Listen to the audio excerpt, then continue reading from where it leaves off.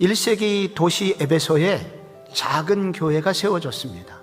그런데 이 교회 안에는 유대인들 출신의 그리스도인과 이방인이었다가 그리스도인이 된 두 민족이 바로 한 교회 안에 있었습니다. 그런데 이들 사이에는 담이 있었습니다.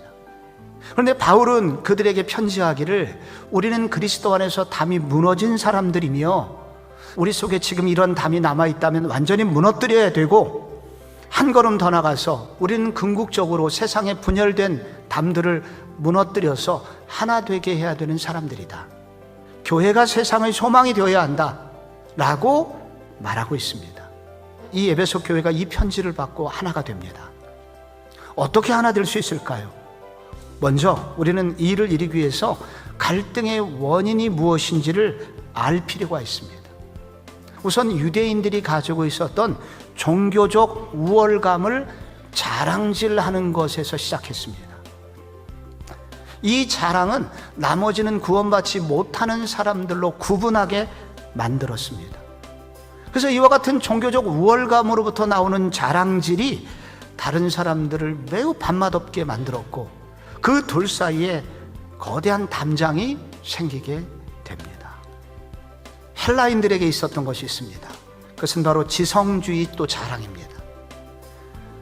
헬라인들은 오래전부터 학교를 세웠죠. 그래서 학자들이 많이 배출됐습니다. 그래서 이 헬라인들은 글을 모르는 사람을 사람 취급하지 않았습니다.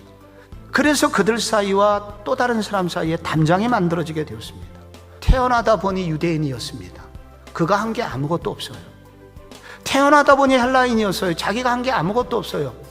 우리가 한 게 아무것도 없습니다.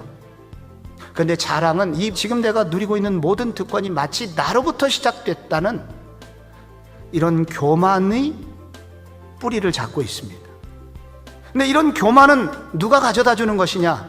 더 깊은 뿌리가 하나 있는데 그것은 바로 사탄입니다. 분열의 영입니다. 그래서 이 내면의 뿌리 사단이 떠나가야 되고 이 죄의 문제가 해결되기 전에는 이와 같은 갈등은 해결되지 않는다고 도전하고 있습니다. 둘째로 어떻게 우리가 이 담을 무너뜨릴 수 있을까요? 우리가 얼마나 죄인인지를 알고 그리고 우리가 구원받은 것이 얼마나 큰지를 아는 이 죄와 은혜에 대한 영적인 각성이 일어나야 된다라고 성경이 말합니다. 전에 멀리 있었고 약속에 관해서 외인이었던 너희들이 하늘 소망을 가지고 하나님의 자녀가 된 게 그리스도의 피 때문에 되었다. 너희들이 무슨 선한 행동을 한 게 있었느냐? 아니었다. 오직 그리스도께서 이루어 놓으신 그 길로 그 피의 길 때문에 우리 모두 구원받아 하나님의 자녀가 되지 않았느냐? 그러므로 우리가 구원받게 된 것은 죄인이었던 우리를 구원해 주신 하나님의 은혜 때문이었다. 예수의 은혜 때문이었다. 이런 죄인됨에 대한 각성 그리고 은혜에 대한 각성이 있을 때 우리 안에 있는 담이 무너질 수 있다는 것입니다.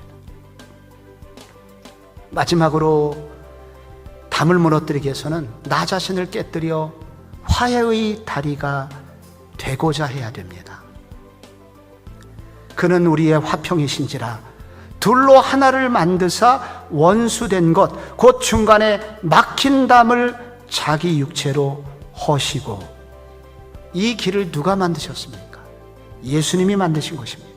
당신의 몸을 깨뜨려서 당신이 가진 모든 특권을 내려놓음으로써 손해를 보심으로써 다른 사람이 하나님을 만날 수 있는 길을 열어놓게 된 것입니다.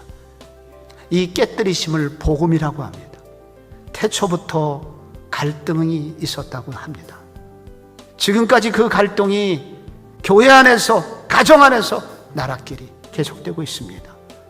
내가 속한 이 교회, 내가 속한 공동체에서 먼저 담이 무너져야 됩니다.